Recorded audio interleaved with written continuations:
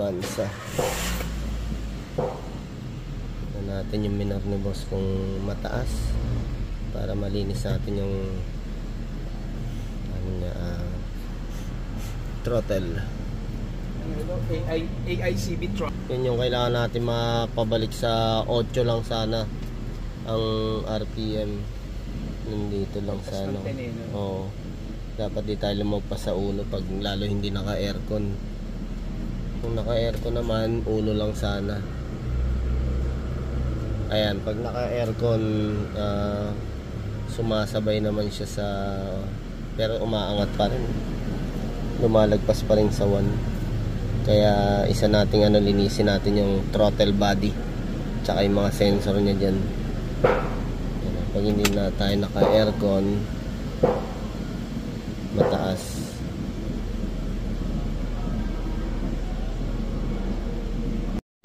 Okay, check pa uli natin. Yan, pinainit na nga natin. Halos hindi pa rin bumaba sa 10 yung ating RPM. Yan. Kaya dapat nasa 8-7 lang siya. Aircon natin.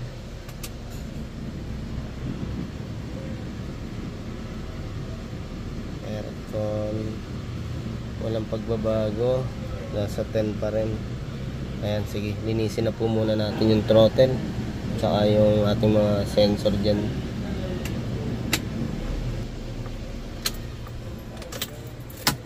Bilis. Tama yung mga sa loob. Mga carbon na. Yan. Mga idol, yung sensor natin na isa sa kailangan linisin. Yan na po yung ating pinaka throttle para bumalik yung pinaka normal na minor.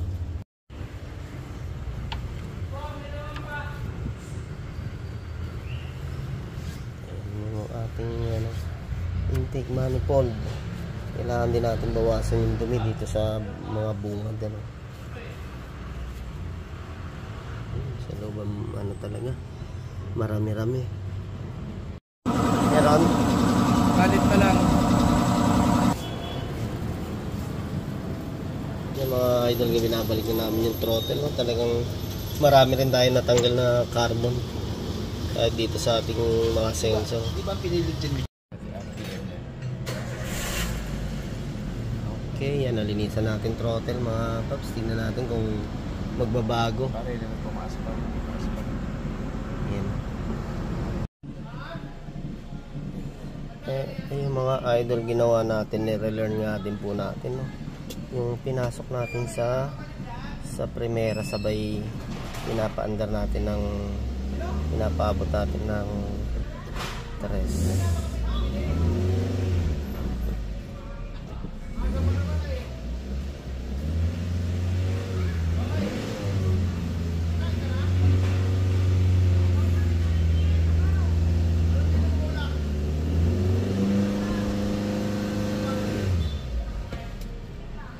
Ayan, bumaba na. Ayan, meron kasing may ganong relearn eh. Na-reset na yung niya. Pag in-aircon natin. Pero yung clutch niya, pangit Ayan, bababa na sa yan. Naka-aircon ako eh. Kaya kumana. Ayan, pag naka-aircon tayo, normal siya 8 o 9. Oo. Pagpatay natin yung aircon, kailangan mas bumaba siya sana. Mabalik yan. Okay. Ayun. Ayan, kahit pa paano, di ba? Kanina, G's eh. Oo. Ayos eh. Normal na yun. Yun lang pagka ganun. May manual relearn kasi ito eh. Parang i-reset mo siya. Kaya sabi ko, pag hindi na ako sa throttle, re-reset ko dun sa pag-read.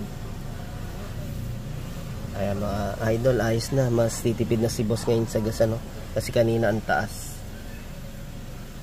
Ayan. Thank you kay boss. Salamat kay boss Jerome, nakarating dito sa ating auto shop. Yeah, thank you. Car Care Services #1. Ayun, thank you. Maraming salamat, Jor. Sir.